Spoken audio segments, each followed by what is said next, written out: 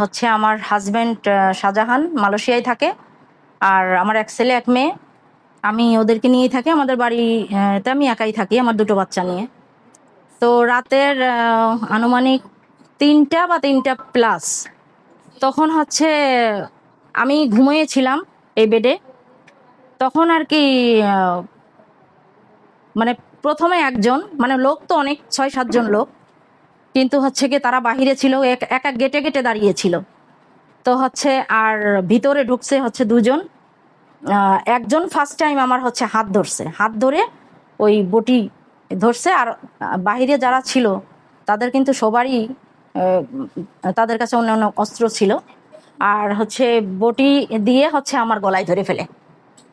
ধরার পরে তখন হচ্ছে আমার আমার আম্মার রুমে নিয়ে যায়, ওখানে আমার হাত এইভাবে বেঁধে ফেলে। আচ্ছা, আমার হচ্ছে মুখ বেঁধে ফেলে। মুখ বাঁধার পরে তারপর তো ওরা আমার সাথে খুব মানে খারাপ লোক, তো খারাপ লোকই, খুবই মানে খারাপ ব্যবহার করছে, মিসবিহেভ করছে, যে একদম নড়াচড়া করলে হচ্ছে মেরে ফেলে দেবো, তারপরে হচ্ছে বটি দিয়ে কিন্তু জবাই করে ফেলবো। আর কথাই কথাই শুধু যেটা বলছে ওরা, যে একটু নড়াচড়া করলেই মানে জানের ভয় তো সবারই আছে। আমার যখন বেঁধে ফেলছে তখন তো আমি আমার জানের বাঁচার চেষ্টাই করব। তখন ওরা হচ্ছে গিয়ে একটু হয়তো নড়াচড়া করছে, ভাই আমার এরকম করে না। আমি ওনাদের অনেক অনুরোধ করছি, ভাই আপনাদের পায়ে ধরি, আপনাদের অনুরোধ করি, আপনারা হচ্ছে কি আমার কোনো ক্ষতি করেন না।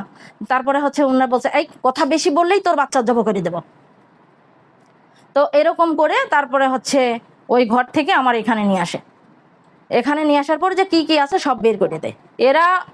এক দেড়টা আমি এখন যেটা বুঝতে পারছি সেটা হচ্ছে যে, যেমন আমার রান্নাঘর আছে ওখানে তালা ভাঙছে, তারপরে কেচি গেটের তালা মানে সম্পূর্ণটা ভেঙে ফেলতে পারে নাই, কিন্তু অর্ধেকটা ভাঙছে।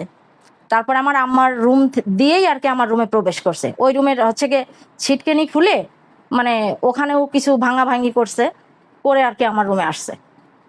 তো যাই হোক, এখন যেটা আমি কখনোই আর করতে পারবো না, ঠিক আছে। আর হচ্ছে আমার এই কথাগুলো শুধু মানে একজন দুইজন না, পুরো বাংলাদেশের মানুষ, অল পৃথিবী জানুক, যে আর সবাই সচেতন হোক। এরকম ক্রাইম ম্যাক্সিমাম জায়গায় ঘটতেছে। আমার দেখে এখন অনেকেই থাকতে পারবে না, কারণ আমার ভিতরে আতঙ্ক সৃষ্টি হয়ে গেছে। আমি এখানে আমার ছোট বাচ্চাদেরকে নিয়ে নেক্সট টাইম এখানে থাকতে পারবো কিনা সেটা তো বুঝে উঠতে পারতেছি না। কারণ আমার হাজব্যান্ড যেহেতু দেশের বাইরে থাকে, তো হচ্ছে গিয়ে আমি তো প্রতিনিয়তই মানে মৃত্যুর মুখে থাকতেছি। তো যাই হোক, আমার ক্ষতির প্রমাণ, আমার নগদ টাকা নেছে 65,000 টাকা, আর স্বর্ণ নেছে আমার 4-5 ভরির মতো এরকম নিয়ে গেছে। শুধু আমার বলাই লাগে না, এরা প্রত্যেকটা স্টেপ মানে ওরা নিজেরাই চেক করছে, মানে আমার সামনেই। আমি কিছু বলতেই পারতেছি না, কারণ আমার হাত বাঁধা, আমার তো গলায় অস্ত্র ধরে আছে। তো হচ্ছে গিয়ে ওরা স্টেপ বাই স্টেপ ওরা নিজেরাই খুলে খুলে সব কিছু নিয়ে গেছে। যেটা চাচ্ছি সেটা হচ্ছে যে আমার বাচ্চা কাচ্চা নিয়ে আমি যেন সেফ থাকতে পারি, নিরাপত্তায় থাকতে পারি।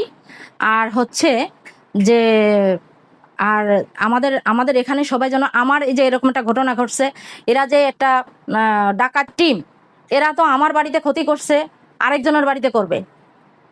তা আমার এটা হচ্ছে যে সবার কাছে, দেশবাসীর কাছেও আমার চাওয়া, এবং হচ্ছে গিয়ে আমার শ্রীপুর থানা ওসি মহোদয় আছে বা তার এই টিম আছে, তারা যেন মানে সর্বোচ্চ চেষ্টা করে যেন এই ডাকাত টিম এদেরকে যেন ধরে মানে তাদেরকে শাস্তি দিক।